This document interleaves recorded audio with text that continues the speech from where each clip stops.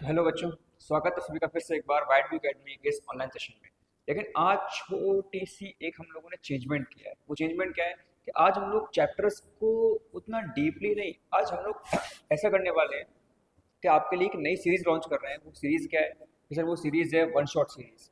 इस one shot series में भाई एग्जाम आने वाले हैं, बिल्कुल ना के बराबर टाइम बचा हुआ है एग्जामिनेशन के लिए। ठीक है, अब उतने कम टाइम में चैप्टर्स को उतना डीपली उतना टाइम देकर तो पॉसिबल नहीं है दोबारा से कवर करना। लेकिन हम इतना कर सकते हैं कि हम वन शॉट सीरीज में आपको वो सारे कंसेप्ट डिलीवर कर देंगे एक ही वीडियो में, जो कंसेप्ट आपके एग्जाम ओरिएंटेड हैं, एग्जाम में आ सकते हैं और आपके बोर्ड में क्वेश्चन उनसे बन सकते हैं।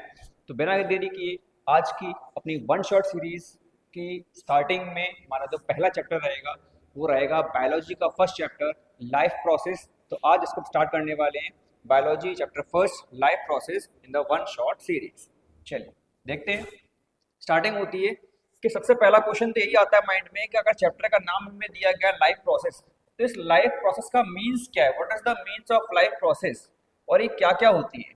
तो अगर हम बात करें प्रोसेस की, तो सब प्रोसेस तो हम जानते हैं कोई भी एक प्रक्रिया होती है, जैसे हिंदी में पढ़ रखा है प्रक्रिया, कोई भी काम होना, उस चीज की पूरी प्रोसेस। तो लाइफ की प्रोसेस क्या है, व्हाट आर लाइफ प्रोसेस, कि लाइफ से संबंधित सारी प्रोसेस क्या हैं। तो अगर हम यहाँ पर बात करें कि लाइफ प्रोसेस वो फंडामेंटल एक्टिविटीज होती हैं जो लिविंग ऑर्गेनिजम्स द्वारा, किसके द्वारा, कि सर लिविंग ऑर्गेनिजम्स द्वारा परफॉर्म की जाती है। हम ये कह सकते हैं कि सर इंसानों को जिंदा रहने के लिए, इंसानों को जिंदा रहने के लिए, अपनी जिंदगी को जीने के लिए जो भी काम करना पड़े, जो भी फंडामेंटल एक्टिविटीज करनी पड़े, वो सब क्या है कि सर वो सब लाइफ प्रोसेस है। वो सब किसमें आ जाएंगी कि सर वो सब आ जाएंगी लाइफ प्रोसेस में। तो वही हमें दिया गया डेफिनेशन में कि life process are the fundamental activities performed by the living organisms to sustain and maintain their survival. खुद को भाई जिंदा रखना है तो आपको कुछ ना कुछ तो एक्टिविटी करनी पड़ेगी, और वही एक्टिविटी जो आपको जिंदा रख रही है, उन एक्टिविटीज को हम क्या बोल रहे हैं कि सर उन एक्टिविटीज को हम बोल रहे हैं लाइफ प्रोसेस। कौन कौन सी एक्टिविटीज हैं, तो बेटा 4 मेन एक्टिविटीज यहाँ दी गई इस चैप्टर में। पहली न्यूट्रिशन, पहली कि सर न्यूट्रिशन जिससे हम एनर्जी ऑब्टेन करेंगे। दूसरी रेस्पिरेशन, जो एनर्जी रिलीज करने में काम आएगी। तीसरी ट्रांसपोर्टेशन, जो मटेरियल्स के मूवमेंट में काम आएगी। ठीक है, और लास्ट अपनी एक्सक्रेशन, जो बॉडी से वेस्ट रिमूवल के लिए जानी जाती है। तो इस तरह से टोटल यहाँ पर हम लोगों ने 4 एक्टिविटीज ली है, जो 4 एक्टिविटीज हमें जिंदा रहने के लिए इसेंशियल है, और जिंदा रहने के लिए हमें इनको परफॉर्म करना ही पड़ेगा। चलिए, इन 4 एक्टिविटीज के बाद अब हम बात करते हैं कि इनको थोड़ा डिटेल में पढ़ाया जाए। इनको थोड़ा डिटेल में पढ़ने से पहले हम जान लेते हैं कि एक्टिविटीज जो हम लोगों ने देखी है अभी, जो लाइफ प्रोसेस हम लोगों ने देखी, इनकी इंपॉर्टेंस क्या है। तो अगर इनकी इंपॉर्टेंस की बात करें तो हमने देखा था कि बेटा पहली 2 एक्टिविटी थी न्यूट्रिशन और रेस्पिरेशन। न्यूट्रिशन और रेस्पिरेशन ये वो 2 एक्टिविटीज हैं जो बॉडी की ग्रोथ, बॉडी की रिपेयर और रिप्रोडक्शन में काम आती है। ठीक है, बॉडी की ग्रोथ, बॉडी की रिपेयर और रिप्रोडक्शन में काम आएंगी। सेकंड हमने देखा था क्या कि सर ट्रांसपोर्टेशन, ट्रांसपोर्टेशन काम आता है to maintain the internal balance. ठीक है, किसको, किसे, to maintain the internal balance. और लास्ट हमारी थी एक्सक्रेशन। एक्सक्रेशन मतलब कि एनर्जी, मटेरियल्स और एक्सचेंज, एनर्जी या फिर मटेरियल का एक्सचेंज होना, ये भी पता चला जाएगा आपका ट्रांसपोर्टेशन में। किसमें चला जाएगा कि सर ये भी चला जाएगा ट्रांसपोर्टेशन में, और इसमें साथ साथ यहाँ पर एक्सक्रेशन भी हमें देखने को मिलेगा। तो ये कुछ हमारी इंपॉर्टेंस है कि भाई इसलिए आपको लाइफ प्रोसेस की जो एक्टिविटीज़ है, फंडामेंटल एक्टिविटीज़ है, वो आपको परफॉर्म करनी ही पड़ेगी। ठीक है, चलिए हमारा पहला सेक्शन स्टार्ट होता है। हमारी पहली एक्टिविटीज़ है, जो एक्टिविटी है न्यूट्रिशन। ये पहली लाइफ प्रोसेस जो हम आज पढ़ने वाले हैं। न्यूट्रिशन भाई पढ़ेंगे तो हम चारों ही, क्योंकि भाई वन शॉट सीरीज है तो हमें पूरा ही कवर करके चलना है। लेकिन कोई बात नहीं, पहला टॉपिक जो हम लेके चल रहे हैं वो कौन चल रहा है कि सर पहला टॉपिक हम लेके चल रहे हैं न्यूट्रिशन का। हम न्यूट्रिशन पहले कवर करेंगे। तो देखते हैं चलो कि न्यूट्रिशन होता क्या है। कि सर हम लोगों ने 6, 7, 8 में पढ़ रखा है कि न्यूट्रिशन का सिंपल सा मतलब होता है जो भी हम खाना खा रहे हैं, जो भी हम खाना खा रहे हैं उस खाने में से न्यूट्रिएंट्स को एब्जॉर्ब करना, न्यूट्रिएंट्स को गेन करना, वही क्या है कि सर वही न्यूट्रिशन है। कैसे कि सर जो भी हमने खाना खाया उस खाने में से न्यूट्रिएंट्स निकाले, उन न्यूट्रिएंट्स को निकालने के बाद उन न्यूट्रिएंट्स को यूटिलाइज किया। आया ना वर्ड, देखो ऑब्टेनिंग एंड यूटिलाइजिंग, कि खाने में से न्यूट्रिएंट्स को ऑब्टेन करना और यूटिलाइज करना। फॉर एग्जांपल मान लो मैंने आलू खाया। क्या खाया कि सर आलू खाया। अब जब मैंने आलू खाया तो आलू में कुछ ना कुछ तो न्यूट्रिएंट्स होंगे। आलू में पोटैटो अगर हम ले रहे हैं तो पोटैटो में कुछ ना कुछ तो न्यूट्रिएंट्स होंगे। उन न्यूट्रिएंट्स को मान लेते हैं एन। क्या मान लेते हैं एन।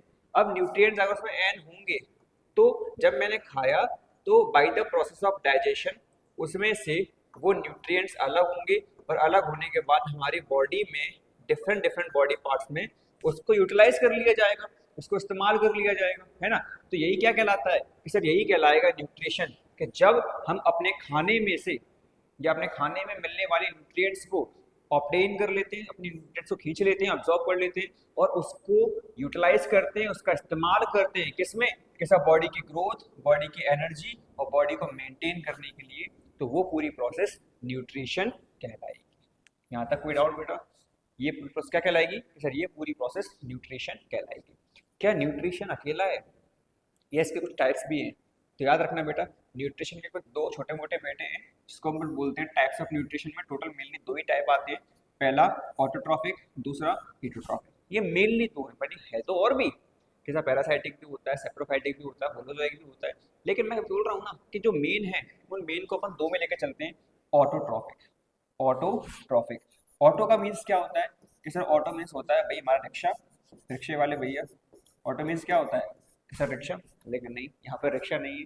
यहाँ पर क्या है कि सर ऑटो का मतलब होता है स्वयं, खुद, सेल्फ। क्या कि स्वयं, खुद, सेल्फ, मतलब जो अपना खाना, जो अपना खाना अपने न्यूट्रिएंट्स खुद बना लें, जो अपना खाना खुद बना लें, ऐसे लिविंग ऑर्गेनिजम्स को क्या बोलते हैं कि सर ऐसे लिविंग ऑर्गेनिजम्स को बोलते हैं ऑटोट्रॉफिक। ऑटोट्रॉफिक कौन कि सर ऑटोट्रॉफिक वो ऑर्गेनिजम्स जो अपना खाना खुद बना ले, जो अपना खाना खुद बना ले, किसी और पर डिपेंड, किसी और पर डिपेंड ना हो, ऐसे लिविंग ऑर्गेनिजम्स को हम लोगों ने ऑटोट्रॉफिक बोला। और ये चीज हम लोगों ने 7th 8th में ही पढ़ रखी है। इसके बाद क्या आया कि सर इसके बाद आया हीटोट्रॉफ। हीटोट्रॉफिक में क्या आ गया कि सर हीटोट्रॉफिक में आ गया कि वो लिविंग ऑर्गेनिजम्स जो अपने खाने के लिए किसी और पर डिपेंड हो। ऑटोट्रॉफिक में क्या था कि वो डिपेंड नहीं थे, लेकिन हीटोट्रॉफिक इसके ठीक उल्टे कि वो डिपेंड हैं, they are depend on other living organisms for their nutrition. और ये बात भी हम लोगों ने 7th 8th में पढ़ रखी है, बस छोटा सा रिवीजन चल रहा है यहाँ पे, ठीक है। कि हीटोट्रॉफिक हो गया, ऑटोट्रॉफिक हो गया। अब हम बात करते हैं आगे में क्या दिया है कि इसके बाद हमारे पास आएगा कि ऑटोट्रॉफिक न्यूट्रिशन, जो हम लोगों ने अभी अभी देखा कि ऑटोट्रॉफिक न्यूट्रिशन में हमने देखा था कि वो लिविंग ऑर्गेनिजम्स जो अपना खाना खुद बना ले, जो अपना खाना क्या कर ले कि जो अपना खाना खुद बना ले, किसी और पर डिपेंड ना हो, ऐसे लिविंग ऑर्गेनिजम्स सिर्फ और सिर्फ कौन से हैं कि सिर्फ और सिर्फ प्लांट्स हैं। कौन से हैं? प्लांट्स। कि सिर्फ प्लांट्स ही ऐसे लिविंग ऑर्गेनिजम्स हैं जो अपना न्यूट्रिशन, अपना खाना खुद बना सकते हैं, अपना न्यूट्रिशन वो खुद बना सकते हैं, वो किसी और पर डिपेंड नहीं होते। लेकिन अब बात ये आती है कि अगर वो अपना खाना खुद बना सकते हैं, किसी और पर डिपेंड नहीं होते, तो ऐसी कंडीशन में वो अपना खाना, कि सर ऐसी कंडीशन में वो अपना खाना कैसे बनाएंगे, कौन सी वो प्रोसेस होगी जिस प्रोसेस में वो अपना खाना खुद बना लेंगे। तो अगर हम बात करें उस प्रोसेस की, तो वो प्रोसेस आपको रटी पड़ी होगी। उस प्रोसेस का नाम होता है फोटोसिंथेसिस। क्या नाम है कि सर फोटोसिंथेसिस एक ऐसी प्रोसेस है जिस प्रोसेस के जरिए प्लांट्स अपना खाना खुद बना लेते हैं, इसीलिए उनको ऑटोट्रॉफिक कहा जाता है। चलिए देखते हैं कैसे। तो फोटोसिंथेसिस में क्या होता है, हमारे पास कुछ मेन चीजें होनी चाहिए। पहले क्या कि सर सनलाइट, सनलाइट, ठीक है। उसके बाद कि सर उसके बाद CO2, उसके बाद कि सर वाटर। अगर हम बात करें वाटर की, तो सर वाटर कहाँ से आया कि भाई वाटर हम पानी पेड़ों के जड़ों में डालते हैं, मिट्टी में डालते हैं, तो रूट्स एब्जॉर्ब कर लेती हैं, ठीक है। तो रूट्स ने क्या कर दिया, पानी को पहुंचा दिया पत्तियों तक। उसके बाद आया CO2, CO2 को किस स्टोमेटा, स्टोमेटा ने CO2 को एब्जॉर्ब कर लिया, ठीक है, कैप्चर कर लिया एनवायरनमेंट से। सनलाइट, कि सनलाइट को कैप्चर करने का काम कौन करता है कि सर वो करता है क्लोरोफिल। कौन करेगा कि सर क्लोरोफिल कैप्चर करेगा, ठीक है। तो इस तरह से जो फोटोसिंथेसिस है उस प्रोसेस में जो प्लांट्स अपना खाना खुद बना रहे हैं, उनके लिए जो मेन मटेरियल है, वो मेन मटेरियल क्या है तो सर मेन मटेरियल है सनलाइट, CO2 और वाटर। वाटर को एब्जॉर्ब करने का काम करता है roots, CO2 stomata, sunlight, chlorophyll. यहाँ तक कोई डाउट बेटा? ये सब बढ़िया। अब बात करते हैं कि इसकी केमिकल इक्वेशन क्या दी गई है कि हमारे पास 6 मॉलिक्यूल्स होंगे कार्बन डाइऑक्साइड के, 12 वाटर के, and in the presence of sunlight and chlorophyll हमें क्या निकलेगा कि सर हमारे पास यहाँ पर ग्लूकोज निकल कर आ जाएगा, कार्बोहाइड्रेट बन जाएगा कि C6H12O6, C6H12O6। इसके साथ साथ हमारे पास हमें 6 मॉलिक्यूल्स मिलेंगे ऑक्सीजन के और 6 हमें मिलेंगे वाटर के। ठीक है बेटा, तो ये हमारी है फोटोसिंथेसिस की पूरी प्रोसेस। अब बात करते हैं कि इसके बाद जब हम देखते हैं कि क्या क्या कंडीशंस हमें देखने को मिलती है, तो कंडीशंस में जो मैंने बताया था कि इसेंशियल कंपोनेंट्स की क्या क्या ज़रूरत लगती है, क्या क्या चीज़ें हमें चाहिए फोटोसिंथेसिस के लिए, तो सबसे पहली क्या सनलाइट हमें चाहिए। क्या चाहिए? सनलाइट। उसके बाद कैसे क्लोरोफिल। क्लोरोफिल क्या करता है? क्लोरोफिल सनलाइट को एब्जॉर्ब करने का काम करेगा। CO2 चाहिए और वाटर चाहिए। कैसे CO2 को एब्जॉर्ब कौन कर रहा है? तो अभी अभी मैंने बताया था CO2 को एब्जॉर्ब करने का काम करता है स्टोमेटा। कौन करेगा? कैसे? स्टोमेटा करेगा। ठीक है, इसके बाद क्या होता है कि इसके बाद इस पूरी फोटोसिंथेसिस प्रोसेस में बेटा 3 स्टेप्स लगती हैं। कितनी स्टेप्स? कि 3 मेजर स्टेप्स होती हैं। पहली स्टेप्स आता है एब्जॉर्प्शन की। पहली स्टेप किसकी आएगी? इससे पहली स्टेप्स आएगी एब्जॉर्प्शन। एब्जॉर्प्शन में यहाँ पर क्या होगा कि सनलाइट से मिलने वाली लाइट एनर्जी को क्लोरोफिल द्वारा एब्जॉर्ब कर लिया जाएगा। इसके बाद उस लाइट एनर्जी को केमिकल एनर्जी में कन्वर्ट कर दिया जाएगा। किसमें? कि उस लाइट एनर्जी को केमिकल एनर्जी में कन्वर्ट कर दिया जाएगा और फिर वो केमिकल एनर्जी CO2 और ग्लूकोज में टूट जाएगी। वो केमिकल एनर्जी CO2 और ग्लूकोज में टूट जाएगी, ब्रेक हो जाएगी, और इस तरह से फिर यहाँ पर हमें क्या मिलेगा? यहाँ पर हमें वो न्यूट्रिएंट्स मिलेंगे जो प्लांट्स ने खुद बनाए हैं, वो किसी और पर डिपेंड नहीं हुए। साइड की अगर हम बात करें तो कहाँ पे हो रहा है? तो बेटा ये हो रहा है क्लोरोप्लास्ट में। कहाँ होता है? सिर्फ क्लोरोप्लास्ट में होता है, जो कि सिर्फ और सिर्फ पत्तियों में देखने को मिलेगा हमें। ठीक है, जो कि सिर्फ सिर्फ कहाँ देखने को मिलेगा? कि सिर्फ और सिर्फ पत्तियों में हमें ये देखने को मिलेगा। अब बात करते हैं कि सर हम लोगों ने क्लोरोफिल के बारे में तो जान लिया, क्लोरोफिल के बारे में जानते भी हैं कि क्लोरोफिल तो भाई वो ग्रीन पिगमेंट होता है जो ग्रीन लीफ में पाया जाता है। वो ग्रीन पिगमेंट जो कहाँ पाया जाता है? कि सर जो पौधों की पत्तियों में पाया जाता है, जिसका मेन काम होता है सनलाइट को एब्जॉर्ब करना। लेकिन स्टोमेटा, स्टोमेटा के बारे में बताओ। तो मैंने बताया था अभी स्टोमेटा का मेन काम क्या है? तो स्टोमेटा का मेन काम है एनवायरनमेंट से CO2 को एब्जॉर्ब करना। इसके साथ साथ during the process of transpiration, कि अगर पौधों में पानी की क्वांटिटी ज्यादा हो गई है, फॉर एग्जांपल मान लीजिए हमने जग में पानी भरा और जग में पानी ज्यादा हो गया, तो क्या होता है कि सर पानी फैल जाता है धीरे धीरे करके। वैसे ही पौधों में पानी ज्यादा हो जाए तो ट्रांसपायरेशन की मदद से, ट्रांसपायरेशन एक प्रोसेस है जिसकी मदद से पेड़ों की जो पत्तियां होती है, जो लीव्स होती है, उनमें मौजूद स्टोमेटा, तो स्टोमेटा से वो पानी बाहर निकल जाता है। क्या निकल जाता है? कि सिर्फ स्टोमेटा से वो पानी बाहर निकल जाता है। इसी वजह से हम कह सकते हैं कि स्टोमेटा के यहाँ पे 2 काम हो गए। पहला कि सर CO2 को एब्जॉर्ब करना, और दूसरा इस ट्रांसपायरेशन की मदद से पानी को बाहर निकाल देना। तो यहाँ पर क्या हो गया? इसका पहला काम स्टोमेटा का, कि स्टोमेटा के लीव्स के ऊपर टीनी पोर्स होते हैं। ठीक है, जिन पोर्स का मेन काम क्या होता है? कि exchange of CO2 and O2, कि CO2 और O2 का एक्सचेंज करना। इसके साथ साथ यहाँ पर ये गार्ड सेल्स होती है। क्या होती है? कि सर ये जो है ना, ये गार्ड सेल्स है। अभी देख पा रहे हो आप, ये गार्ड सेल्स यहाँ पर बंद है, ये क्लोज है यहाँ पे। लेकिन जब गार्ड सेल्स क्लोज है तो क्या हो रहा है? जब गार्ड सेल्स क्लोज है इसका मतलब स्टोमेटा भी हमारा कैसा है? क्लोज है। स्टोमेटा वर्क कब करता है? जब गार्ड सेल्स ओपन हो जाती है और स्टोमेटा ओपन हो जाता है, तब स्टोमेटा अपनी वर्किंग कंडीशन में आ जाता है। ठीक है बेटा, तब स्टोमेटा अपनी वर्किंग कंडीशन में आ जाएगा। तो याद रखना स्टोमेटा जो होता है उसके मेनली 2 काम है, गैसियस एक्सचेंज और ट्रांसपायरेशन की मदद से वाटर को वेपर के माध्यम से बाहर निकाल देना। ठीक है, चलिए आगे देखते हैं कि फूड जो स्टोर हो रहा है, जो फूड हम स्टोर कर पा रहे हैं स्टोमेटा में, वो किसके फॉर्म में हो रहा है। तो सबसे पहले हम बात करें कि लिविंग ऑर्गेनिजम्स मेनली हमने देखे तो 2 टाइप के होते हैं, एक प्लांट और एक एनिमल्स। एक प्लांट और एक एनिमल्स। क्या इसके अलावा और कोई लिविंग ऑर्गेनिजम्स हैं? किसान नहीं। प्लांट में तो सारे पेड़ पौधे आ गए और एनिमल्स में सारे जीव जंतु आ गए, चाहे वो इंसान हो, चाहे वो जानवर हो, चाहे वो कीट पतंगे हो, चाहे वो चिड़िया ही क्यों ना हो, हर एक चीज किसमें आ गई? कि सर हर एक चीज़ इसमें एनिमल्स में आ गई। अब देखते हैं कि जो फूड है, जो खाना है, वो खाना एनिमल्स में किसके फॉर्म में स्टोर होता है, प्लांट्स में किसके फॉर्म में स्टोर होता है। तो याद रखना, प्लांट्स में जो खाना होता है वो स्टार्च के फॉर्म में स्टोर होगा। स्टार्च को हम यहाँ पर कार्बोहाइड्रेट भी कह सकते हैं, इसको थोड़ा सा याद रखना।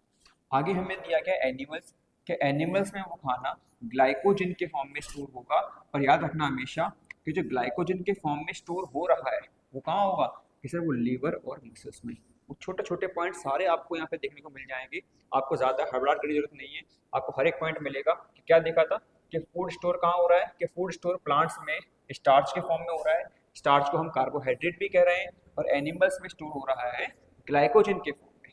किसके फॉर्म में, किसी ग्लाइकोजन के फॉर्म में एनिमल्स में वो खाना स्टोर हो जाएगा। अब आपने बताया था कि न्यूट्रिएंट्स के जो मेन टाइप होते हैं वो दो टाइप के होते हैं, कि न्यूट्रिशन मेनली दो टाइप के आपने बताए थे, कि एक ऑटोट्रॉफिक और एक हीटोट्रॉफिक। लेकिन फिर मैंने बताया था कि ये तो मेन है, इसके साथ साथ और भी अलग अलग टाइप की न्यूट्रिशन हमें देखने को मिलेंगे। अब वो अलग अलग टाइप के न्यूट्रिशन और कौन से हैं, तो वही यहाँ पर आपको स्क्रीन पर दिखाई दे रहे होंगे। Holozoic, saprophytic, parasitic. Holozoic, saprophytic और पैरासाइटिक जो न्यूट्रिशन है वो क्या है, इनको जानते हैं।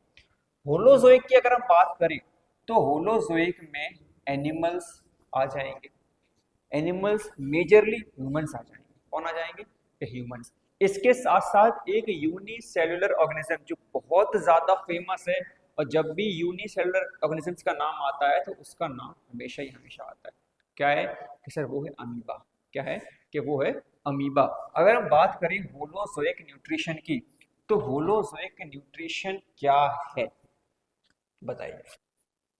ऐसे ऑर्गेनिजम्स जो अपने खाने को खाने के लिए, अपने खाने को खाने के लिए निवाला मुंह में रखते हैं, चबाते हैं, डाइजेस्ट करते हैं। निवाला, बाइट, खाना मुंह में रखते हैं, इंजेस्ट करते हैं, चबाते हैं, डाइजेस्ट करते हैं। तो ऐसे ऑर्गेनिजम्स को हम बोलते हैं होलोजोइक। क्या बोलते हैं, कि सर उस न्यूट्रिशन को हमने बोला होलोजोइक न्यूट्रिशन। अब बात करते हैं पैरासाइटिक क्या है।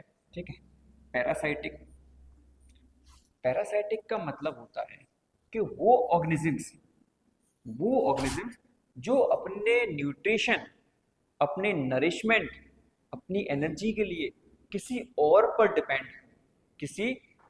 डिपेंड हो, लेकिन उससे न्यूट्रिशन तो ले रहे हैं, उस पर डिपेंड तो हैं, लेकिन उसको मारे बिना हम उससे न्यूट्रिशन तो लेंगे लेकिन उसको भी नहीं मारेंगे, कि वो भी अपनी लाइफ जीता रहे, और कुछ न्यूट्रिशन जो बना रहा है वो हमें भी दे दे, जिससे कि हम भी जिंदा बने रहें। फॉर एग्जाम्पल मान लीजिए कि मैं अपने किसी रिश्तेदार के घर पे गया। अब उस रिश्तेदार के घर में जब मैं जाता हूँ तो रिश्तेदारों के यहाँ मैं 10 दिन रह रहा हूँ, उनके यहाँ 10 रोटी बनती थी डेली। मैंने कहा भाई आपके यहाँ 10 रोटी बन रही है, मुझे कोई एतराज नहीं है, उनमें से 2 मेरे को दे दो, 8 में आप काम चला लो और 2 में हम काम चला लेंगे, तो तुम भी जिंदा और हम भी जिंदा, कोई दिक्कत नहीं है, कि नहीं। बस यही वहाँ दिया गया है कि पैरासाइटिक न्यूट्रिशन में वो ऑर्गेनिजम्स आ जाएंगे जो अपने नरिशमेंट, अपने न्यूट्रिएंट्स के लिए किसी दूसरे लिविंग ऑर्गेनिज्म पर डिपेंड हो, बिना उनको मारे उनके सपोर्ट लेते रहें। इसमें सबसे अच्छा एग्जांपल आता है कास्कुटा। किसका आता है, किसका, कास्कुटा। ये कौन है, कि सर ये वही अमरबेल है। कौन है, कि सर ये वही अमरबेल है जो अमरबेल हमें कहाँ देखने को मिलती है, पेड़ पौधे के ऊपर। देखो बेटा अमरबेल दिखाते हैं आपको कि अमरबेल कहाँ है, कि सर देखना अमरबेल ये वही है जो हमें दूसरे पेड़ पौधे के ऊपर देखने को मिल जाएगी। अभी देखते हैं फटाफट से, लगता है इंटरनेट नहीं चल रहा है, चलिए बताएंगे आपको। देखो तो ये कास्कुटा क्या है, कि कास्कुटा सर वो अमरबेल है जिसको क्या बोलते हैं हिंदी में, अमर बेल। ये कभी अपना खाना खुद नहीं बनाती, ये कभी अपना खाना खुद नहीं बनाती, बल्कि दूसरे पेड़ पौधे पे आपको डली हुई मिल जाएगी। पीले कलर की पत्ती पत्ती होती है, पेड़ पौधे पे डली रहती है। ठीक है, ये क्या करेगी, उस पेड़ पौधों की पत्तियों से खाना कुछ खुद ले लेगी और खुद डेवलप होती रहेगी, और उस पेड़ पौधे को भी ये मारेगी। मतलब उसका न्यूट्रिशन वो खुद बना रहा है, लेकिन उससे ये छीन लेती कुछ, जिससे कि ये जिंदा बनी रहे। अब हम बात करते हैं सेप्रोफाइटिक की। सेप्रोफाइटिक क्या है, कि सेप्रोफाइटिक वो ऑर्गेनिजम्स होते हैं जो मरे हुए या फिर सड़े हुए, मरे हुए या सड़े हुए ऑर्गेनिजम्स या मैटर से न्यूट्रिशन को गेन करती है, न्यूट्रिशन ऑब्टेन करती है और जिंदा रहती है। जैसे मैंने बोला कि organisms obtain food from dead and decaying substance, कि वो ऑर्गेनिज्म जो डेड और डिकेइंग ऑर्गेनिक मैटर से अपने न्यूट्रिएंट्स को गेन कर ले। मान लो ऐसे कुछ चीज़ सड़ जाती है, किसी एनिमल की बॉडी सड़ रही है, पड़ी हुई है, उसमें कीड़े लग रहे हैं, तो कीड़े क्या है, फंगस लग रही है, ठीक है, वो उसमें से न्यूट्रिएंट्स को निकाल रहे हैं, खा रहे हैं, ठीक है, अपने आप की एनर्जी बना रहे हैं। कोई खाना पड़ा हुआ है, वो खाना सड़ गया, उसमें फंगस लग गई, तो वो क्या है कि सर वो फंगस ही तो है जो सेप्रोफाइटिक न्यूट्रिशन में आ जाती है, कि फंगी और यीस्ट। ये फंगी और यीस्ट किसमें आ गया, सेप्रोफाइटिक न्यूट्रिशन में, जो डेड और डिकेइंग मरे हुए या सड़े हुए चीज़ों से न्यूट्रिएंट्स को गेन करते हैं। तो इस तरह से हमने होलोजोइक, सेप्रोफाइटिक और पैरासाइटिक न्यूट्रिशन के बारे में जाना। अब हम बात करते हैं आगे अपने अगले टॉपिक के बारे में कि जो होलोजोइक न्यूट्रिशन है, होलोजोइक न्यूट्रिशन है, उनके बारे में थोड़ा और डिस्कस करें तो क्या देखने को मिलेगा हमें। तो देखते हैं बेटा कि movement and food capture, movement and food capture की अगर हम बात करें तो अमीबा, मैंने बताया था ना अमीबा के बारे में भी, कि अमीबा भी क्या है, कि अमीबा भी होलोजोइक न्यूट्रिशन में आता है। तो अमीबा खाना कैसे खाता है भाई, उसका तो एक सिंगल सेल है, क्या ही उसका मुंह, क्या ही उसके पैर, क्या ही उसके हाथ, हमें तो कुछ दिखता ही नहीं है। तो याद रखना उसके पास होते हैं स्यूडोपोडिया। क्या होते हैं, स्यूडोपोडिया। जैसे कि मान लो ये अमीबा है, ठीक है, ये न्यूक्लियस उसका। अब मान लो यहाँ उसको खाना दिखाई दिया, क्या दिखाई दिया, खाना। तो वो क्या करेगा, वो फिर अपने अपने पैरों को बढ़ाएगा, अपने फॉल्स फीट को, जिसको हम बोलते हैं स्यूडोपोडिया, इस तरह से। और ये बढ़ते चले जाएंगे, फिर ये और आगे बढ़ेंगे ऐसे करते करते, और धीरे धीरे ये पूरा उसको कवर कर लिया, खाना कहाँ चला जाएगा, खाना अंदर आ जाएगा। फिर पूरा डाइजेशन वगैरह होगा, जो भी कुछ होने के बाद, डाइजेशन होने के बाद, न्यूट्रिशन ऑब्टेन होने के बाद, फिर से ये खाने को बाहर छोड़ देंगे। तो ये कौन कर रहा है, कि ये कर रहा है सूडोपोडिया। अगर हम बात करें पैरामीशियम की, तो पैरामीशियम में ये करते हैं सीलिया। फिर करते हैं डाइजेशन साइड के, ये खाना पचता कहाँ पे, डाइजेस्ट कहाँ पे होता है, तो अमीबा में डाइजेस्ट होता है फूड वैक्यूल में, और पैरामीशियम में डाइजेस्ट होता है ये फूड वैक्यूल प्लस एंजाइम्स की हेल्प से, ठीक है। तो ये हमारे कुछ छोटे छोटे एग्जांपल्स थे, इनको लेने के बाद आगे देखते हैं। आगे हमें दिया गया है कि डाइजेशन जो हो रहा है न्यूट्रिशन को ऑब्टेन करने के लिए, न्यूट्रिशन को ऑब्टेन करने के लिए जो भी प्रोसेस है, उस प्रोसेस में कौन कौन सी ग्लैंड्स ऐसी हैं जो मेन है और जो बहुत मेजर रोल प्ले करती हैं। तो ऐसी 3 मेजर ग्लैंड्स हैं, सैलिवरी ग्लैंड, लिवर और पेंक्रियास। सैलिवरी ग्लैंड्स क्या करती है, कि सैलिवरी ग्लैंड्स का सबसे मेजर काम क्या होता है, जब हमने खाने को इंजेस्ट किया, क्या किया, इंजेस्ट किया, तो उसी टाइम पर हमारे माउथ में सैलिवरी ग्लैंड्स ने एक एंजाइम बनाया, इसको हम बोलते हैं सलाइवा। और वो सलाइवा हमारे खाने को जब हम चबाते हैं, च्यू करते हैं, तो चबाते टाइम हमारे खाने के सभी पार्टिकल्स में सलाइवा मिक्स हो जाता है, और मिक्स हो जाने के बाद वो कॉम्प्लेक्स फूड मटेरियल को सिंपल में कन्वर्ट करने के काम आता है।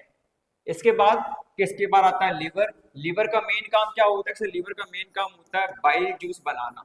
क्या बनाना, किसी बाइल जूस बनाना, और बनाने के बाद उसको गैल ब्लैडर में इकट्ठा कर देना। गैल ब्लैडर एक स्टोर हाउस है, जो स्टोर हाउस किसका है, कि सर वो स्टोर हाउस है लीवर का, जो क्या बना रहा है, कि सर लीवर बना रहा है बाइल जूस, और उसको इकट्ठा कौन कर रहा है, गैल ब्लैडर। उसके बाद डाइजेशन के दौरान यहाँ से वो बाइल जूस रिलीज होता है। फिर बात करें पेंक्रियास की, तो पेंक्रियास क्या है, कि सर पेंक्रियास भी एक बहुत ही मेजर ग्लैंड है। पेंक्रियास अगर हम बात करें तो ये पेंक्रिएटिक जूस बनाती है।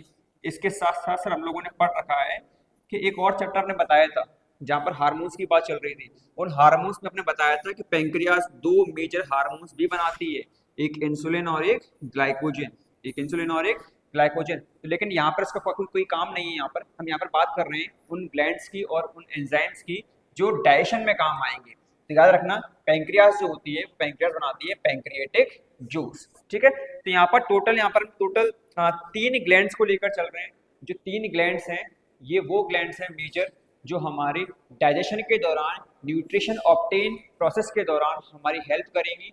पहली सैलिवरी ग्लैंड सलाइवा बनाएगी, लीवर बाइल जूस बनाएगा, पेंक्रियास पेंक्रिएटिक जूस बनाएगा, ठीक है। अब देखते हैं कि कैसे। सबसे पहली प्रोसेस अगर हम बात करें कि हमारा जो न्यूट्रिशन है वो ऑब्टेन कैसे होता है, तो न्यूट्रिशन को ऑब्टेन करने के लिए बेटा टोटल 5 स्टेप्स लगते हैं। कितने स्टेप्स, कि सर 5 स्टेप्स। पहला इंजेशन, पहला इंजेशन, उसके बाद डाइजेशन, उसके बाद किसे इंजेशन, डाइजेशन, एब्जॉर्प्शन, एसिमिलेशन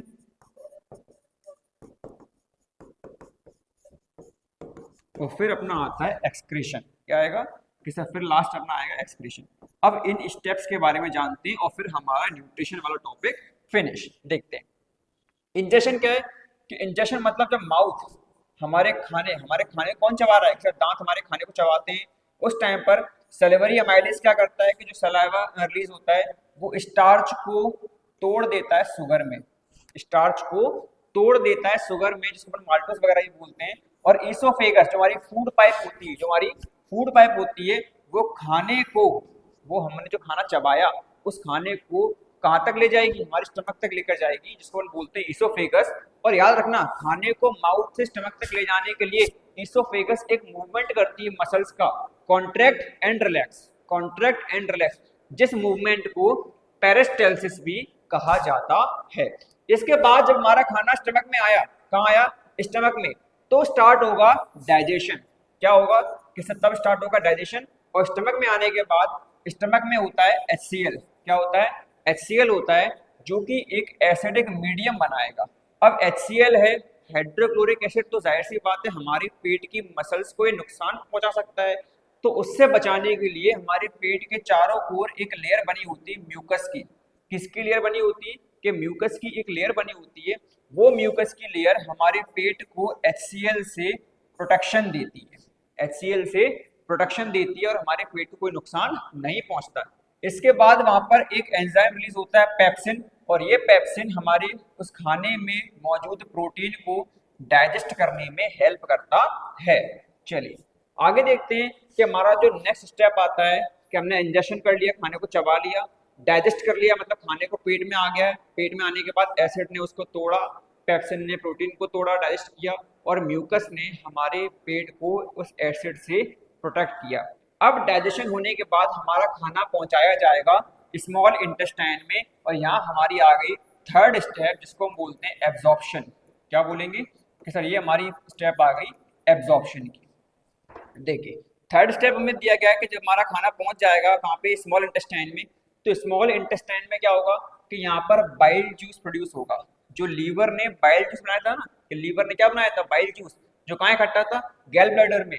तो वो बाइल क्या करेगा, वो bile juice large fat globules को छोटे छोटे पार्ट में डिवाइड कर देगा, मतलब फैट को ब्रेक करने का काम करता है, फैट को ब्रेक करने का काम करता है, एमल्सिफिकेशन ऑफ फैट।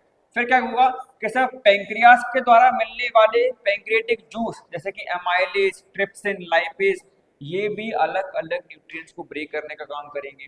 इसके बाद आता है विली, कि हमारी स्मॉल इंटेस्टाइन में कुछ विलीज होती है। स्मॉल इंटेस्टाइन जैसे कि ये है, इस स्मॉल इंटेस्टाइन में कुछ विलीज होती है, ये पूरी स्मॉल इंटेस्टाइन में फैली रहती है।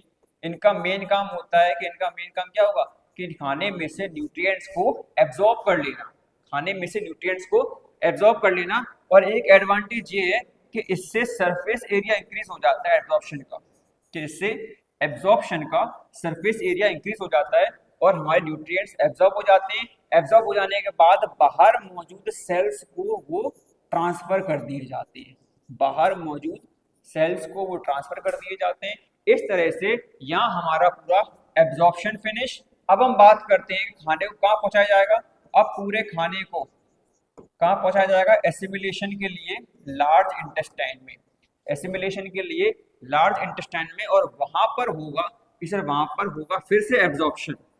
लेकिन यहाँ पर अब एब्जॉर्प्शन न्यूट्रिएंट्स का नहीं हो रहा है, यहाँ पर एब्जॉर्प्शन होगा वाटर एंड सॉल्ट, यहाँ पर एब्जॉर्प्शन होगा वाटर एंड सॉल्ट का। और वाटर और सॉल्ट का एब्जॉर्प्शन होने के बाद लास्ट स्टेज हमारी आ जाएगी एक्सक्रेशन।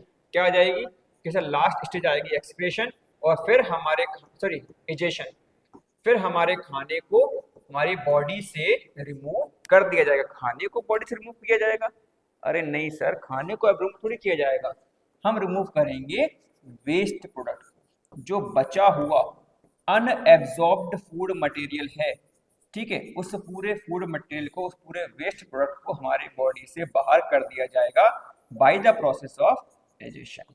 यहाँ तक कोई डाउट? किसे नहीं? हम लोगों ने पूरे 5 स्टेप्स को जान लिया है। पहला स्टेप हमारा था इंजेशन, सेकंड स्टेप हमारा था डाइजेशन, थर्ड स्टेप था एब्जॉर्प्शन, फोर्थ स्टेप था असिमिलेशन और लास्ट था एजेशन। और इसके बाद अब हम बात करेंगे हमारे सेक्शन 2 रेस्पिरेशन के बारे में। कैसे रेस्पिरेशन क्या होता है? कि न्यूट्रिशन वाले टॉपिक में हम लोगों ने ये तो देख लिया कि हमारी बॉडी में न्यूट्रिशन को ऑब्टेन कर लिया गया। अब वो न्यूट्रिशन जो स्मॉल इंटेस्टाइन ने एब्जॉर्ब करने के बाद बाहर मौजूद सेल्स को दे दिया था, अब उसका क्या होगा? अब उसका क्या होगा? तो वो अब हम पढ़ेंगे रेस्पिरेशन में। चलिए बिना देरी किए स्टार्ट करते हैं कि रेस्पिरेशन में होता क्या है। तो रेस्पिरेशन का जो मेन मतलब है, मैंने बताया था ना कि न्यूट्रिशन में तो खाली न्यूट्रिएंट्स को एब्जॉर्ब किया गया, लेकिन उन न्यूट्रिएंट्स को एब्जॉर्ब करने के बाद उससे एनर्जी बनाना और उसको रिलीज करने का जो मेन काम होता है वो कहाँ होगा? कि सिर्फ वो होगा रेस्पिरेशन प्रोसेस में। कहाँ होगा? कि सर रेस्पिरेशन की प्रोसेस में। अब अगर हम बात करें कि रेस्पिरेशन क्या है, कि रेस्पिरेशन का सिंपल सा मतलब है कि जो हमारा खाना है, जो हमारा फूड मटेरियल है, जो हमारा ग्लूकोज है, उस ग्लूकोज को तोड़ना, उस ग्लूकोज को तोड़ना, उसमें मौजूद न्यूट्रिशन को ऑक्सीडाइज करना, उसमें मौजूद न्यूट्रिशन को ऑक्सीडाइज करना और ऑक्सीडाइज करने के बाद उसमें से एनर्जी बनाना। और याद रखना कि ये जो एनर्जी बनती है वो एटीपी के फॉर्म में स्टोर हो जाती है। ये जो एनर्जी बनती है वो एटीपी के फॉर्म में स्टोर हो जाती है और इस एटीपी को हम बोलते हैं एडेनोसाइन ट्राइफॉस्फेट। क्या बोलेंगे? Adenosine triphosphate. इसके बाद कि सेल्यूलर रेस्पिरेशन, कि सेल्यूलर रेस्पिरेशन का मतलब क्या है? कि ये जो रेस्पिरेशन है वो इंसानों की, एनिमल्स की सेल्स के अंदर होता है। कहाँ होगा?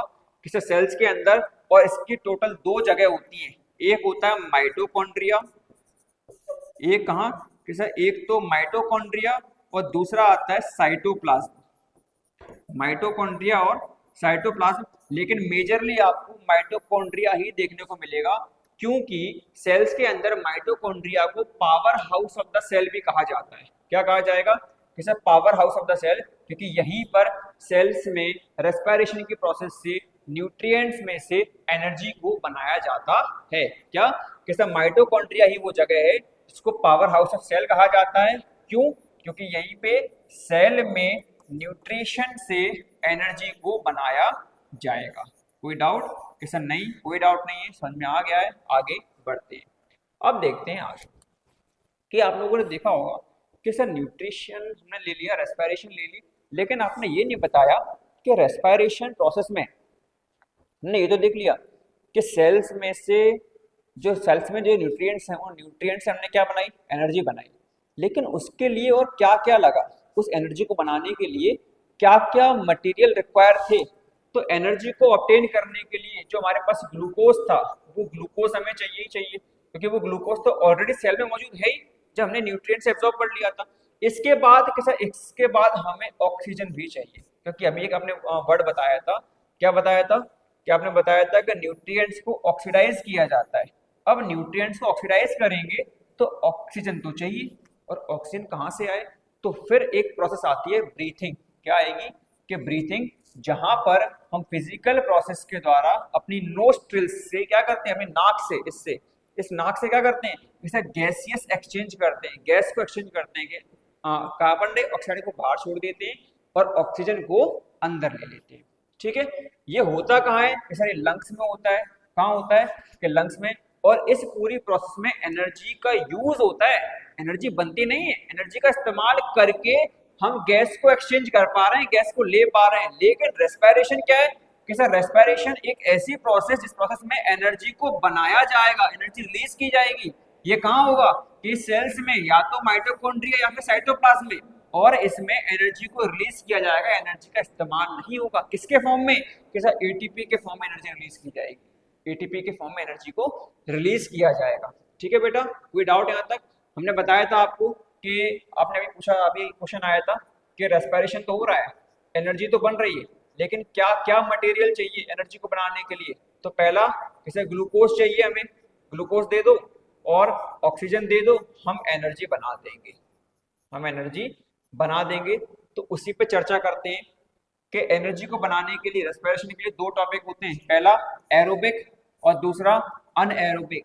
कि तब जब हमें ऑक्सीजन चाहिए हो, जब हम ऑक्सीजन की मदद से, ऑक्सीजन की प्रेजेंस में एनर्जी बना रहे हैं तो एरोबिक, और जब ऑक्सीजन नहीं हो तब एनर्जी बन रही हो तो अनएरोबिक। कैसे?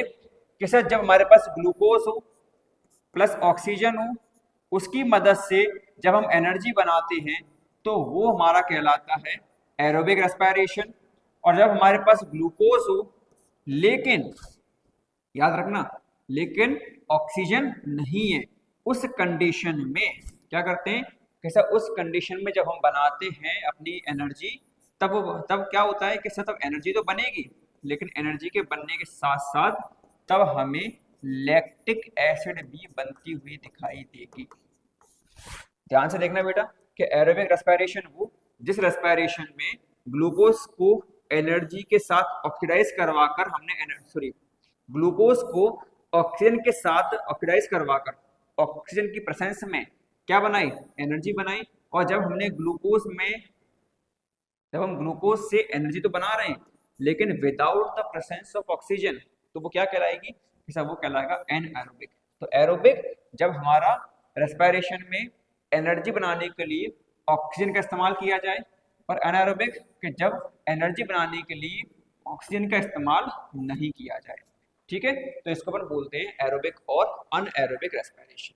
ठीक है बेटा, आगे देखते हैं कि अब एरोबिक और अनएरोबिक रेस्पिरेशन में हमने ये तो देख लिया कि एरोबिक वो जब हमने एनर्जी बनाई with the presence of oxygen, और अनएरोबिक जब हमने एनर्जी तो बनाई लेकिन without the presence of oxygen. ठीक है, अब लेकिन जिसमें प्रेजेंस ऑफ ऑक्सीजन थी उसमें जो ऑक्सीजन थी वो आई कहाँ से, तो उसका पूरा हमें दिया गया है ह्यूमन रेस्पिरेटरी सिस्टम। देखते हैं सबसे पहले द एयर पैसेज। कि एयर पैसेज क्या, कि जो एयर है, जो हवा है हमारे आसपास मौजूद, वो नोस्ट्रिल्स किससे नोस्ट्रिल्स में आएगी। नोस्ट्रिल्स के बाद वो कहाँ जाएगी, नोस्ट्रिल्स के बाद वो जाएगी फाइनेक्स में, फाइनेक्स के बाद वो जाएगी लाइनेक्स में।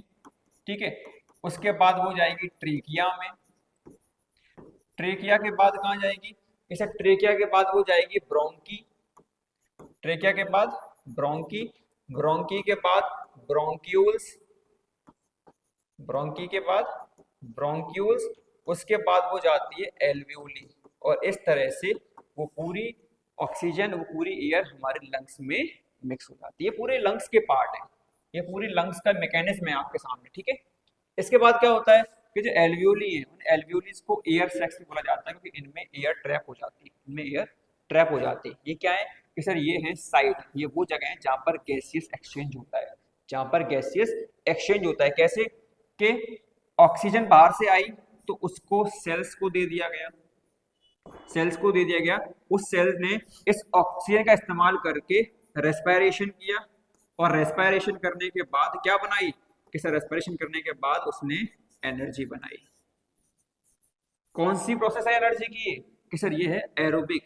कौन सी कि सर ये है एरोबिक। अगर ऑक्सीजन नहीं होती तब एनर्जी बनती तो हो जाता एनएरोबिक। इसके बाद क्या हुआ कि सर ऑक्सीजन तो पहुंच गई लेकिन CO2 बाहर कैसे निकालें, तो उसके लिए जब एनर्जी बन रही होती है एरोबिक रेस्पिरेशन में तो एनर्जी बनने के साथ साथ CO2 भी बनती है। क्या बनती है कि सर CO2 भी बनती है, और वो CO2 सेल्स किसको दे देती है कि सर सेल्स दे देती है कैपिलरीज को। वो CO2 सेल्स कैपिलरीज को दे देती हैं और वो कैपिलरीज बाहर आकर अपनी CO2 को एल्वियोली को ट्रांसफर कर देंगे। वो कैपिलरीज CO2 को एल्वियोली को दे देंगे और इस तरह से एल्वियोली ने ऑक्सीजन दिया, एनर्जी बनी, प्लस CO2 निकली। वो CO2 किसने दे दी कि वो CO2 सेल्स ने किसको दे दी, कैपिलरीज को दे दी, और कैपिलरीज ने उसको ट्रांसफर कर दिया एल्वियोली को, और एल्वियोली ने उसको हमारी नाक से बाहर निकाल दिया। तो ये था हमारा पूरा रेस्पिरेटरी सिस्टम। आगे देखते हैं ब्रीथिंग मैकेनिज्म में क्या क्या आता है। तो ब्रीथिंग मैकेनिज्म में दो ही चीजें होती है बेटा, एक सांस लेना और एक सांस छोड़ना। सांस लेना मतलब इनहेलेशन, सांस लेना, सांस में तेरी सांस आई, तो भाई वो गाना बहुत पसंद था उस टाइम पे। चलो देखो एक्सेलेशन, एक्सेलेशन क्या कि सांस को छोड़ना। एक्सेलेशन क्या कि सर एक्सेलेशन मतलब सांस को छोड़ना, सांस को छोड़ना। ठीक है बेटा, सांस लेना और सांस छोड़ना। ठीक है, बहुत सिंपल सा, कोई बड़ी बात नहीं है इसमें। आगे देखते हैं कि respiration in other organisms, plants में रेस्पिरेशन कैसा होता है। मैंने बताया था आपको कि प्लांट्स में जो स्टोमेटा होता है, प्लांट्स में जो स्टोमेटा होता है उसका मेन काम होता है गैस को एक्सचेंज करना, गैसियस एक्सचेंज के लिए। तो हम कह सकते हैं कि प्लांट्स में जो रेस्पिरेशन है वो क्या हो रहा है कि सर स्टोमेटा के द्वारा, लीव्स के द्वारा हम गैसेस एक्सचेंज कर पा रहे हैं। और दिन में क्या होता है कि दिन में जो ऑक्सीजन है वो ऑक्सीजन फोटोसिंथेसिस की प्रोसेस के दौरान डिफ्यूज हो जाती है, और रात में क्या होता है कि रात में होता है रेस्पिरेशन। ठीक है, तो याद रखना इस चीज को लेके हमेशा। अगर हम बात करें एक्वेटिक एनिमल्स की, तो एक्वेटिक एनिमल्स आपको पता है कि एक्वेटिक एनिमल्स जो हमारे वाटर में रहते हैं, वाटर बॉडीज में देखने को मिलते हैं, जैसे कि फिश हो गई। हम बात करें फिश, तो फिश अपनी सांस कैसे ले रही है, जैसे फिश सांस ले रही है गिल्स के माध्यम से। किसके माध्यम से, गिल्स के माध्यम से ले रही है। और ये बहुत तेज तेज, बहुत ज्यादा सांस लेती है। क्यों लेती है, क्योंकि पानी में मौजूद डिसॉल्व जो ऑक्सीजन है, उस ऑक्सीजन की क्वांटिटी कैसी है कि उस ऑक्सीजन की क्वांटिटी कम है, जिसकी वजह से फिशेस को बार बार जल्दी जल्दी सांस लेना पड़ता है, जिससे कि उन्हें प्रॉब्लम ना आए। ठीक है बेटा, तो ये था हमारा पूरा रेस्पिरेशन। अब हम बात करते हैं सेक्शन थर्ड, ट्रांसपोर्टेशन का, कि ट्रांसपोर्टेशन क्या है। तो अगर हम बात करें ट्रांसपोर्टेशन की, तो ट्रांसपोर्टेशन का सिंपल सा मतलब होता है to transfer material, to transfer material from one point to another, कि मटेरियल की ट्रांसफर, मटेरियल का ट्रांसफर एक पॉइंट से दूसरे पॉइंट तक, यही क्या कहलाएगा कि सर यही ट्रांसपोर्टेशन कहलाएगा। क्या कहलाएगा कि सर यही ट्रांसपोर्टेशन कहलाएगा। तो हम लोगों ने न्यूट्रिशन को न्यूट्रिशन ऑब्टेन करना सीख लिया, न्यूट्रिशन ऑब्टेन करना सीख लिया। इसके बाद रेस्पिरेशन की मदद से उस न्यूट्रिशन का इस्तेमाल करके एनर्जी बनाना सीख लिया। अब हम आते हैं अपने सेक्शन थर्ड, ट्रांसपोर्टेशन पे, कि किस तरह से हम ऑब्जेक्ट्स में या मटेरियल्स को ट्रांसपोर्ट करते हैं ह्यूमन बॉडी में या लिविंग ऑर्गेनिजम्स में। तो देखते हैं आगे बिना देरी किए। चलिए, सबसे पहला में दिया गया है movement of material. Movement of material क्या दिया गया है कि sir transportation, the movement of substance like food, waste, CO2, O2, ठीक है, विद इन द ऑर्गेनिज्म, कि ऑर्गेनिज्म के अंदर ऑक्सीजन, कार्बन डाइऑक्साइड, फूड या फिर वेस्ट मटेरियल, इन सभी का जो मूवमेंट हो रहा है, उस मूवमेंट को ही हम क्या बोलेंगे, उस मूवमेंट को ही हम बोलेंगे मूवमेंट ऑफ मटेरियल। और ये हमारा ट्रांसपोर्टेशन के अंदर आ जाएगा। ये हमारा किसके अंदर आ जाएगा कि सर ये हमारा ट्रांसपोर्टेशन के अंदर आ जाएगा। अब हम बात करते हैं इसकी जरूरत क्या है।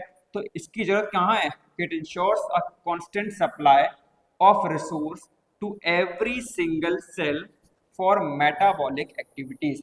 हमारे बॉडी में जो भी मेटाबॉलिक एक्टिविटीज हो रही हैं, उन मेटाबॉलिक एक्टिविटीज को प्रॉपर रन करने के लिए हर एक सिंगल सेल तक प्रॉपर सभी चीजों का ट्रांसपोर्टेशन होता रहे, सप्लाई होती रहे।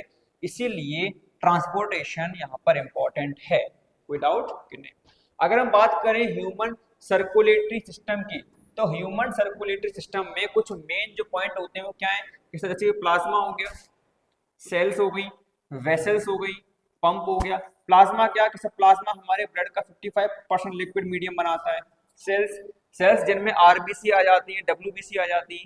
सेल्स जिसमें जैसे आरबीसी आ गई, डब्ल्यूबीसी आ गई, प्लेटलेट्स आ गई। आरबीसी के रेड ब्लड कार्पसेल्स, व्हाइट ब्लड कार्पसेल्स और प्लेटलेट्स। अगर हम बात करें वेसल्स की, तो वेसल्स में आर्टरीज आ गई, वीन्स आ गई, कैपिलरीज आ गई। आर्टरीज वीन्स क्या है, आर्टरीज वीन्स जो हमारे ब्लड को हार्ट तक और हार्ट से बॉडी तक पंप करने में हेल्प करती है।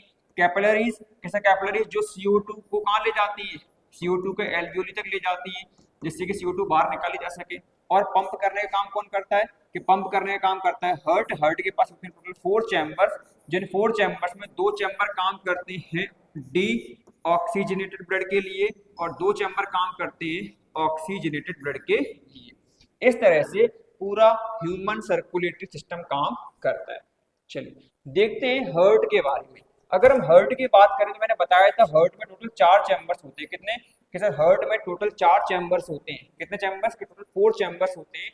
इन 4 चैम्बर्स में अगर हम बात करें राइट साइड वाले चैम्बर्स की, राइट साइड वाले चैम्बर्स कितने चैम्बर्स हैं कि सर टोटल 4 चैम्बर्स हैं। इस तरह से इन 4 चैम्बर्स में जो राइट चैम्बर होते हैं उन राइट चैम्बर्स में होता है डी ऑक्सीजनेटेड ब्लड। क्या होता है?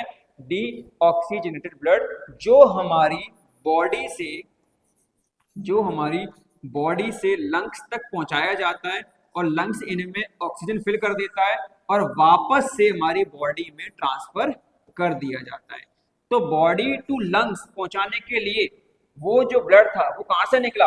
वो राइट चैम्बर से निकला और ऑक्सीजन फिल होने के बाद वो हार्ट से बॉडी तक वापस किसने पहुंचाया?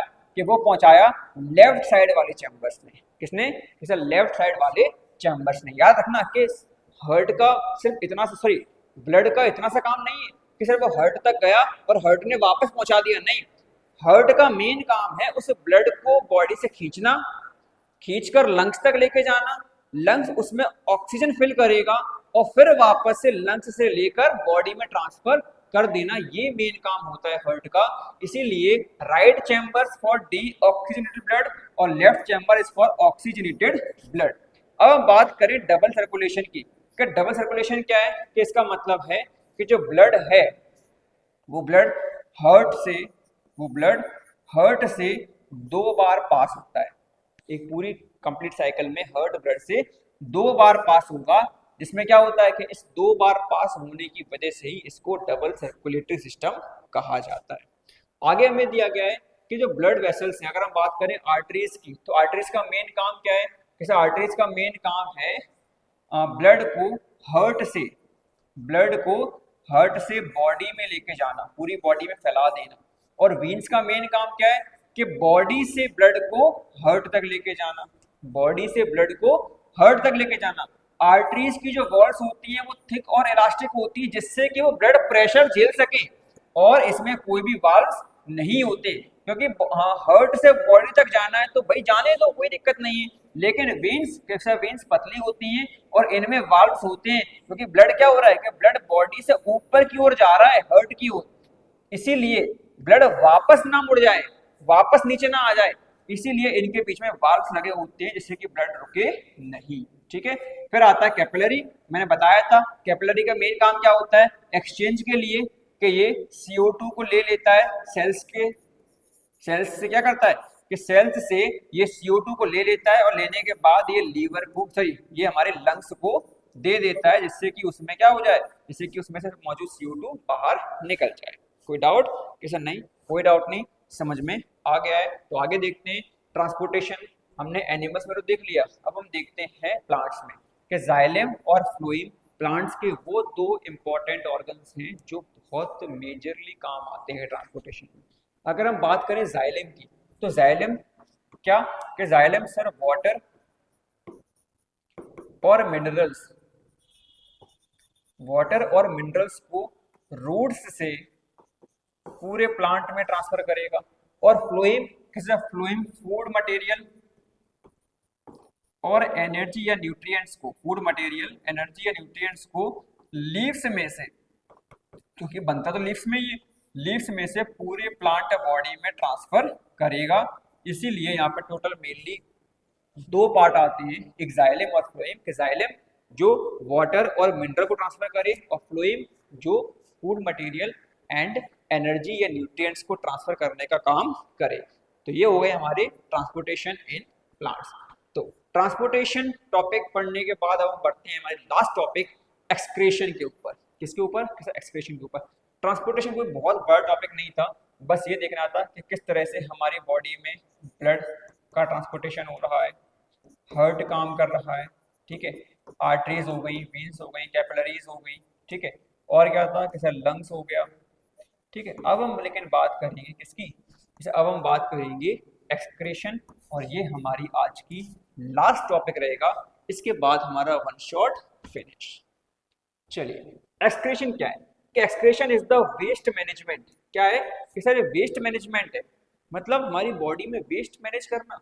सब लिखो, हमारी बॉडी में वेस्ट मैनेज करना, वेस्ट को प्रॉपरली लेकर चलना। कैसे? कि अगर हम बात करें डेफिनेशन की, the process of removal of metabolic waste, हमारी बॉडी में पाए जाने वाले मेटाबॉलिक वेस्ट जो हैं, जैसे कि मान लो यूरिया हो गई, ठीक है, CO2 हो गई, यूरिक एसिड हो गया,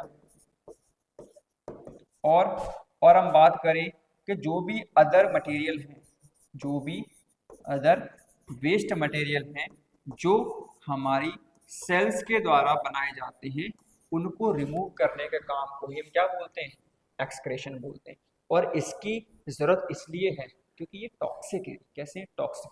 जैसे मान लो कोई जहरीले पदार्थ हैं, जहरीले मटेरियल है, उनको अपने घर में रखे रहें, तो क्या वो हमारे लिए अच्छा है? ये सब बिल्कुल भी नहीं। जहरीली चीज़ों को हम घर में रखे रहेंगे तो कहीं ना कहीं वो हमारे लिए हार्मफुल है, हमारे लिए हानिकारक है। और हम ऐसी चीज़ों को अगर बॉडी में रखे रहें तो कहीं ना कहीं हमारी बॉडी को नुकसान तो पहुंचेगा ही, हमारी बॉडी बीमार पड़ेगी, हमारी बॉडी के फंक्शंस प्रॉपर्ली नहीं हो पाएंगे। तो इसीलिए इन टॉक्सिक मटेरियल्स को हमारी बॉडी से बाहर निकालना बहुत ज़्यादा जरूरी है। और इसी पूरी प्रोसेस के लिए हम एक्सक्रेशन का इस्तेमाल करते हैं, और एक्सक्रेशन हमारी बॉडी से उन वेस्ट मटेरियल को बाहर निकाल देता है जो टॉक्सिक होते हैं। तो इसकी नीड क्यों है? क्योंकि टॉक्सिक मटेरियल बाहर निकल जाए, हमारी बॉडी का इंटरनल केमिकल बैलेंस मेंटेन रहे, जो कि हमारी लाइफ प्रोसेस के लिए बहुत ज़्यादा जरूरी है। ठीक है बेटा, आगे देखते हैं। सबसे पहला, द फिल्टरिंग सिस्टम। इस फिल्टरिंग सिस्टम में क्या होता है? आपको दिख रहा होगा कि हम लोगों ने किडनी का डायग्राम लिया है। किसका लिया है सर? एक किडनी का डायग्राम लिया है। इस किडनी के डायग्राम में हमें दिख रहा है कि सर ये राजमा जैसे दिख रहे हैं, राजमा राजमा राजमा दिख रहा है, इसलिए राजमा को इंग्लिश में किडनी बीन्स बोला जाता है। क्या बोला जाता है? किडनी बीन्स बोला जाता है। तो देखो, ह्यूमन एक्सक्रीटरी सिस्टम, पहला पॉइंट आ रहा है the filtering system. Filtering system में सबसे पहले आता है किडनी। किडनी क्या है? कि किडनी वो है, वो ऑर्गन्स हैं जो हमारे ब्लड को फिल्टर करती हैं, जो हमारे ब्लड को फिल्टर करती हैं, जिससे क्या बनता है? यूरिन बनता है। क्या बनता है? कि यूरिन बनता है। तो ब्लड को फिल्टर करने का काम कौन कर रहा है? किसी ब्लड को फिल्टर करने का काम यूरिन किडनी कर रही है। और अगर सर किडनी प्रॉपरली काम ना करे, किडनी प्रॉपरली काम ना करे, तो क्या इंसानों के अंदर जो ब्लड है वो ब्लड प्रॉपर फिल्टर हो पाएगा? कि बिल्कुल नहीं हो पाएगा। और ब्लड अगर प्रॉपर फिल्टर नहीं हो पाएगा तो कहीं ना कहीं हमारे लाइफ में, हमारी एक्टिविटीज़ में, हमारी बॉडी के मैनेजमेंट में प्रॉब्लम्स आएंगी, हमारी बीमारियां बढ़ेंगी। कि भाई ब्लड ही तो मेन है इंसानों के बॉडी में, वो ब्लड ही अगर खराब होगा, वो ब्लड ही अगर गंदा होगा, वो ब्लड ही अगर फिल्टर नहीं होगा, वो साफ नहीं होगा, तो क्या हमारी बॉडी की सारी एक्टिविटीज़ प्रॉपरली काम कर पाएंगी, प्रॉपरली रन हो पाएंगी? बिल्कुल नहीं हो पाएंगी। तो इसीलिए हमें याद रखना है कि हमारी किडनी की हेल्थ में बहुत इंपॉर्टेंट है। अगर किडनीज की हेल्थ प्रॉपरली नहीं रखेंगे तो किडनी की हेल्थ प्रॉपर ना रखने पर क्या हो रहा है? किसी किडनी का मेन काम क्या था? किसी ब्लड को फिल्टर करना। तो वो ब्लड ही अगर फिल्टर नहीं होगा तो सही जाहिर सी बात है, फिर तो कुछ है ही नहीं। क्योंकि अगर हम बात करें, हमने खाना बनाया और खाने में नमक छोड़ देते हैं, तो खाने के में कितने भी मसाले डालो, उन मसालों का कोई भी स्वाद नहीं आता। वही सेम कंडीशन यहाँ पर है। अगर ब्लड ही प्रॉपर काम नहीं कर रहा है, अगर ब्लड ही साफ नहीं है, ब्लड ही क्लीन नहीं है, ब्लड ही फिल्टर नहीं है, तो क्या हमारी बॉडी के और भी अदर एक्टिविटीज प्रॉपर्ली काम कर पाएंगे? बिल्कुल नहीं करेंगे। क्योंकि लगभग सारी एक्टिविटीज किस पर डिपेंड है? किसे? वो ब्लड पर डिपेंड है। चाहे अगर हम बात करें सेल्स की, किसे हमने पहले न्यूट्रिशन पढ़ी, न्यूट्रिशन किसने एब्जॉर्ब किया? सेल्स ने। सेल्स कहाँ होती है? ब्लड में होती है। अगर हम बात करें रेस्पिरेशन की, रेस्पिरेशन में क्या हुआ? किसे? एनर्जी बनाई गई। वो एनर्जी जो बनाई गई, वो एनर्जी कहाँ बनाई गई? किसे? वो भी सेल्स में ही बनाई गई। वो सेल्स कहाँ होती है? वो ब्लड में होती है। अगर हम बात करें ट्रांसपोर्टेशन की, फिर ट्रांसपोर्टेशन में सारा काम किससे हुआ? कि सारा काम ब्लड से हुआ। तो ब्लड यहाँ पर इंपॉर्टेंट है। तो ब्लड ही हमें क्या है? ब्लड ही साफ नहीं है, ब्लड ही फिल्टर नहीं है, क्लीन नहीं है, तो क्या प्रॉपर्ली काम कर पाएंगे? बिल्कुल नहीं कर पाएंगे। इसीलिए जो किडनीज होती हैं, वो किडनीज ऐसी ऑर्गन्स हैं, ऐसे लाइफ सपोर्टर हैं हमारे लिए, जो हमारे ब्लड को फिल्टर करने का काम कर रही हैं। और क्या बनाती हैं? जैसे यूरिन बनाती हैं। इसके बाद आता है यूरेटर। क्या आता है? जैसे इसके बाद आता है यूरेटर। ये दिख रहा होगा आपको, ये लाइंस दो। ये यूरेटर क्या है? कि सर ये यूरेटर्स वो ट्यूब्स हैं जो यूरिन को किडनी से ब्लैडर तक पहुंचाती है। यूरिन को किडनी से ब्लैडर तक पहुंचाने का काम करेंगी। और यूरिनरी ब्लैडर क्या करता है? यूरिन को स्टोर कर लेता है। ये यूरिनरी ब्लैडर यूरिन को स्टोर कर लेता है और बाद में यूरेथ्रा के जरिए क्या होता है, वो यूरिन बाहर निकल जाता है। ये यूरेथ्रा, ये इसके जरिए यूरिन बाहर निकल जाता है। तो ये था हमारा ह्यूमन एक्सक्रीटरी सिस्टम में हमारा फिल्ट्रेशन सिस्टम, हमारी किडनी। अब होता क्या है कि किडनी का जो बेसिक स्ट्रक्चरल फंक्शन होता है, या हम कहें कि बेसिक फंक्शनल यूनिट, कि किडनी की बेसिक फंक्शनल यूनिट जो होती है वो क्या होती है कि सर वो होती है नेफ्रॉन।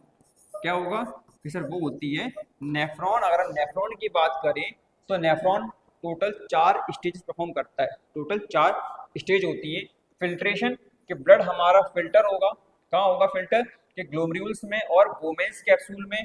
उसके बाद रीएब्जॉर्प्शन, कि अब ब्लड में अगर कोई लगता है ऐसा सब्सटेंस है जो यूजफुल है, जो यूजेबल है, तो उसको रीएब्जॉर्ब कर लो ना। उसको फेंकने से अच्छा है तो उसको रीएब्जॉर्ब कर लो, दोबारा से काम आ जाएगा।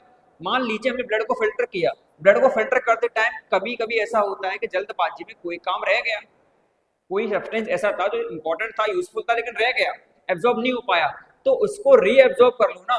उसको दोबारा से ब्लड में अंदर ले आओ, ठीक है, दोबारा से ब्लड में वापस कर दो। इसके बाद होगा सीक्रेशन, कि जो एक्सेस आयंस है और जो बचा हुआ वेस्ट है वो ट्यूब्यूल में एक्सक्रीट कर दिया जाएगा, सीक्रेट कर दिया जाएगा, उसको बाहर निकाल दिया जाएगा। और लास्ट हमारा आता है एक्सक्रीशन, के बचा हुआ फाइनल प्रोडक्ट जिसको हम यूरिन बोलते हैं, वो बनने के बाद, कलेक्ट होने के बाद यूरेथ्रा के जरिए बाहर निकाल दिया जाएगा। ठीक है, वो यूरेथ्रा के जरिए बाहर निकाल दिया जाएगा। इस तरह से हमारा पूरा एक्सक्रीशन यहाँ पर चलेगा। अब हम बात करें एक्सक्रीशन इन प्लांट्स की, तो प्लांट्स में एक्सक्रीशन कैसे हो रहा है? तो प्लांट्स में एक्सक्रीशन मैंने बताया था कि प्लांट्स में क्या होता है कि जो गैसेस होती हैं वो CO2 तो वो ले रहा है, लेकिन ऑक्सीजन को छोड़ रहा है। ऑक्सीजन को छोड़ने के लिए किसका इस्तेमाल करेगा? वो इस्तेमाल करेगा स्टोमेटा का। मैंने बताया था स्टोमेटा क्या होता है कि सर जो गैसियस एक्सचेंज के लिए काम आए, इसीलिए प्लांट्स में ऑक्सीजन को छोड़ने के लिए, बाहर निकालने के लिए स्टोमेटा का इस्तेमाल किया जाता है। इसके साथ साथ अगर हम बात करें वाटर की, कि जो एक्सेस वाटर है, जो एक्स्ट्रा पानी है, एक्स्ट्रा वाटर है, उसको ट्रांसपायरेशन की मदद से प्लांट्स में से बाहर निकाल दिया जाता है। और हमने बताया था जब हमने फोटोसिंथेसिस पढ़ा था, क्या पढ़ा था? फोटोसिंथेसिस। उसमें आया भी था कि गैसियस एक्सचेंज के साथ साथ प्लांट्स में ट्रांसपायरेशन की लिए भी स्टोमेटा का इस्तेमाल किया जाता है, एक्सेस वाटर को बाहर निकालने के लिए। अगला है सॉलिड वेस्ट। कि सॉलिड वेस्ट क्या होता है कि प्लांट्स में जो सॉलिड वेस्ट होता है वो कैसे निकलता है? तो पुरानी पत्तियां जब सड़ जाती हैं और गिर जाती हैं तो उनको हम क्या बोलते हैं कि वो एक प्रोसेस है removal of extra solid waste. तो पत्तियों का सड़कर बूढ़ा होकर गिर जाना, ठीक है। इसके साथ साथ रेजिन्स और गम्स बनना, ये भी क्या है कि ये भी सॉलिड वेस्ट रिमूवल की टेक्निक है एक। उसके बाद आता है एक्सक्रीशन टू सॉइल, कि कुछ वेस्ट प्रोडक्ट्स ऐसे होते हैं जो रूट्स के द्वारा आसपास मौजूद सॉइल में छोड़ दिए जाते हैं, उसको बाहर निकाल दिया जाता है। तो ये था हमारा पूरा टॉपिक, न्यूट्रिशन, रेस्पिरेशन, ट्रांसपोर्टेशन और एक्सक्रीशन। तो यहाँ पर हमारा चैप्टर फिनिश होता है। फटाफट से 2-3 मिनट की एक समरी को लेते हुए फिर अपने इस चैप्टर को फिनिश करते हैं। हमने न्यूट्रिशन में क्या देखा? न्यूट्रिशन में देखा हमने डाइजेस्टिव सिस्टम के बारे में और किस तरह से हमने एनर्जी को ऑब्टेन किया बाय द रॉ मटेरियल्स। फिर रेस्पिरेशन आया, कि रेस्पिरेशन में आया रेस्पिरेटरी सिस्टम, जहाँ पर सेल्स और माइटोकॉन्ड्रिया की मदद से हमने एनर्जी रिलीज होती हुई देखी, और वो एनर्जी रिलीज हुई एटीपी के फॉर्म में। एटीपी का फुल फॉर्म एडेनोसाइन ट्राइफॉस्फेट। फिर ट्रांसपोर्टेशन देखा, कि ट्रांसपोर्टेशन जहाँ पर सर्कुलेटरी सिस्टम आया, वास्कुलर सिस्टम आया, जहाँ पर मटेरियल्स का मूवमेंट हो रहा था एवरी सिंगल सेल्स तक। और लास्ट एक्सक्रीशन में हमारे एक्सक्रीटरी सिस्टम आया, किडनी के बारे में जाना, प्लांट्स के बारे में जाना, जहाँ पर मेटाबॉलिक वेस्ट का रिमूवल चल रहा था। तो ये था हमारा पूरा चैप्टर, और यहाँ पर हमने बहुत शानदार तरीके से अपने first chapter biology life process को 1 शॉट में फिनिश कर लिया है। तो याद रखना, ऐसे ही 1 शॉट आपके लिए लेकर आते रहेंगे और ये सीरीज लगातार चलती रहेगी। टोटल 13 वीडियोस में हम पूरे साइंस का सिलेबस कवर करने वाले हैं। फिर भी अगर कोई टॉपिक रह जाता है, कोई बड़ी बात नहीं, उसके लिए आप लोग कमेंट करना कि सर ये टॉपिक हमें समझ में नहीं आया, ये क्वेश्चन हमारा बच रहा है, तो उसके लिए आपके लिए एक्स्ट्रा शॉर्ट्स बना दिए जाएंगे। आप उन वीडियोस को, उन क्वेश्चंस को, उन डाउट्स को शॉर्ट्स के माध्यम से क्लियर कर सकते हैं। तो बने रहिए, मिलते हैं आपसे नेक्स्ट चैप्टर हमारा जो रहेगा वन शॉट के लिए, वो chemistry first chapter, chemical equation and reaction. तब तक के लिए बने रहिए और देखते रहिए वाइट एकेडमी।